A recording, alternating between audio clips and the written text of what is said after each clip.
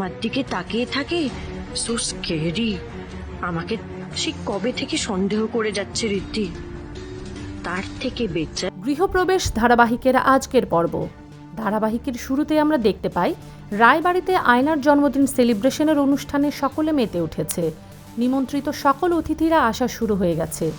অন্যদিকে পিসি ঠাম্মি তার ভাইকে বলে, আজ এত সব কার জন্য হয়েছে বলো তো? আদির দাদু বলে, কার জন্য? পিসি ঠাম্মি বলে, সব হয়েছে আমাদের নাতবউ শুভলক্ষ্মীর জন্য। এরপর সেখানে মিস গুহ উপস্থিত হয় দেখে পুলক এবং সে বলতে অনেক খুশি হয়। সেবন্তী মিস গুহকে অনেক ধন্যবাদ জানায়। অন্যদিকে জেল থেকে পালানো সেই আসামি মন্দিরের ভেতর প্রবেশ করে। তখন তার পেছনে পুলিশ ছুটছে। এরপর সিন ঘুরিয়ে আবার আমাদের রায়বাড়িতে দেখানো হয়। সেখানে রনিতের অ্যানাউন্সমেন্টে আয়নাকে নিয়ে শুভলক্ষ্মী নিচে নেমে আসে। এরপর সকলে আয়নার সাজ দেখে প্রশংসা করতে থাকে। পুরবী বলে, এটাই যে আমার সেই ছোট্ট মেয়েটা, সেটা মনেই হচ্ছে না। এরপর আয়না সকলের কাছে এগিয়ে আশীর্বাদ নিতে থাকে। পরবর্তী সিনে মন্দিরে মোহনার সঙ্গে সেই সন্ত্রাসীর ধাক্কা লেগে যায় এবং সন্ত্রাসীর মুখটা দেখেই মোহনা চমকে ওঠে। এরপর সেখানে পুলিশ আসে এবং পুলিশেরা সেই সন্ত্রাসীকে খুঁজতে থাকে।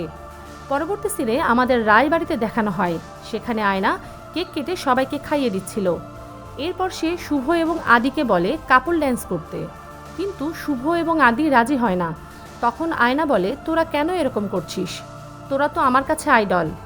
এরপর শুভ আয়নাকে বলে, তুই তো দেখি এখানে এসে বড় হয়ে গেছিস, বড় বড় কথা বলতে শিখেছিস। এ কথা শুনে পিসি ঠাম্মি বলে, মেয়ে যখন বড় হয়েছে ওকে বিয়ে দিয়ে দাও। এ কথা শুনে তো আয়না লজ্জা পেয়ে যায়। এরপর শুভর শ্বশুর শাশুড়ি এসে শুভকে বলে ড্যান্স করতে।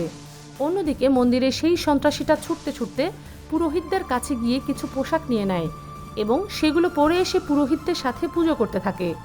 আড়ালে দাঁড়িয়ে মোহনা সবকিছুই লক্ষ্য করছিল। এরপর সেখানে পুলিশ চলে আসে। মোহনা মনে মনে বলে, এবার তো পুলিশ ওকে ধরে ফেলবে। কিন্তু পুলিশ কোনোভাবেই সেই সন্ত্রাসীকে খুঁজে না পেয়ে সেখান থেকে অন্য কোথাও চলে যায়। সেই সুযোগে সন্ত্রাসীটা একটা বাইক নিয়ে পালিয়ে যায় এবং মোহনা সেই সন্ত্রাসীর পিছু করতে থাকে। পরবর্তী সিনে আমাদের আবারও রায়বাড়িতে দেখানো হয়। সেখানে বাড়ির প্রত্যেকেই নাচে গানে মেতে উঠেছিল। সিন শেষে আমাদের একটা ধাবায় দেখানো হয়, সেখানে কিছু লোক ড্রিঙ্কস করছিল। এরপর সেখানে সেই সন্ত্রাসীটাও চলে আসে এবং তার পেছন পেছন মোহনা এসেও হাজির হয়ে যায়। সেই ধাবাতে নাচ গানও হচ্ছিল।